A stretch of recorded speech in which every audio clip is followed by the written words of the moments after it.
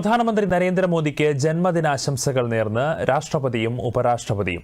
കഠിനാധ്വാനത്തിലൂടെ നേതൃനിരയിലേക്ക് വളർന്നുവന്ന നേതാവിൽ ലോകം വിശ്വാസമർപ്പിക്കുന്നുവെന്നും എന്നും ആരോഗ്യത്തോടെയും സന്തോഷത്തോടെയും ഇരിക്കാൻ പ്രാർത്ഥിക്കുന്നുവെന്നും രാഷ്ട്രപതി സമൂഹമാധ്യമത്തിൽ കുറിച്ചു.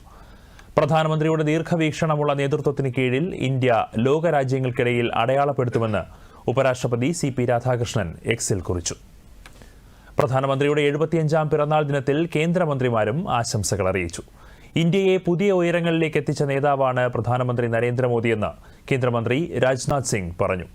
അച്ചടക്കവും സംഘടനയോടുള്ള ആത്മാർപ്പണവും ആഴത്തിലുള്ള അറിവും വെല്ലുവിളികളെ സ്വീകരിക്കാനുള്ള കഴിവുമാണ് അദ്ദേഹത്തിന്റെ പ്രത്യേകതയെന്നും രാജ്നാഥ് സിംഗ് വ്യക്തമാക്കി.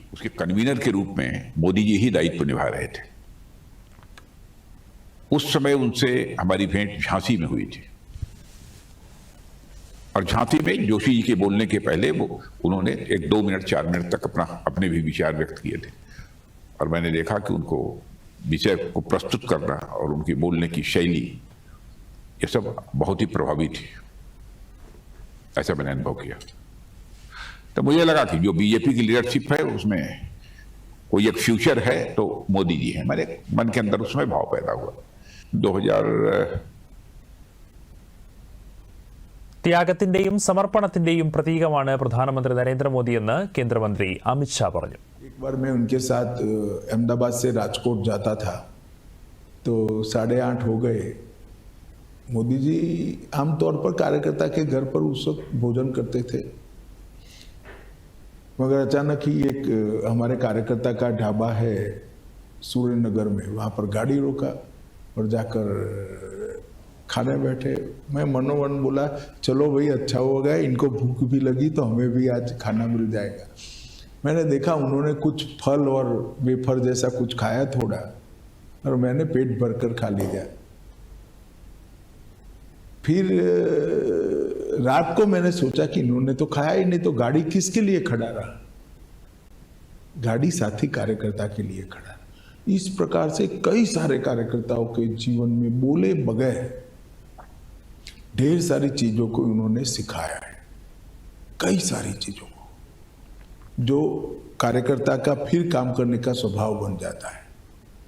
ये घटना जब मुझे याद आती है तो मेरे साथ प्रबंधक की चिंता मैं भी करता हूं कि भाई इसे खाया नहीं खाया। मैं किसी के घर खाना खा रहा था, वो बाहर खड़ा था।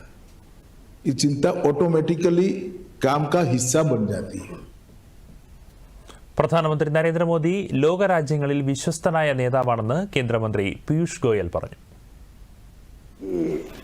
चिंता रहती है, I have a problem with my throat, और शायद थोड़ी हेरिडिटरी भी है फैमिली में, और या ज्यादा बोलता हूँ उसके लिए हो गई।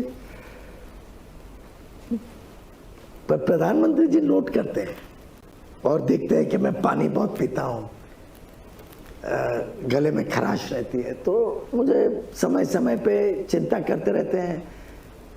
पहले उन्होंने कहा कि गर्म पानी पियो, फिर ध्यान आया उनको कि उससे नहीं, क्योंकि वो देखते थे मेरा गर्म पानी अलग आता था मीटिंगों में एंड ऑल, कि ध्यान आया, हुआ नहीं। और मेरी तो लगभग इस समय तक, हम शाम के समय रिकॉर्डिंग कर रहे हैं, शाम के समय तक तो मेरी आवाज लगभग निकलती नहीं थी मुंह से। फिर उन्होंने थोड़ा कहा कि आयुर्वेदिक कुछ ट्राई करो। एक दिन कोविड के दौरान, और मुझे वो दिन कभी लाइफ में भूलेगा नहीं, जुलाई का महीना था 2020, फ्राइडे था, शाम का 5 साढ़े 5 बजे का समय था।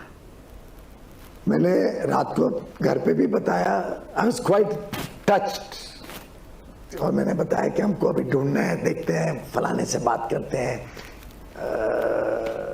कोई योगा टीचर को लाते हैं ना। बात हुई, रात को खत्म हो गई।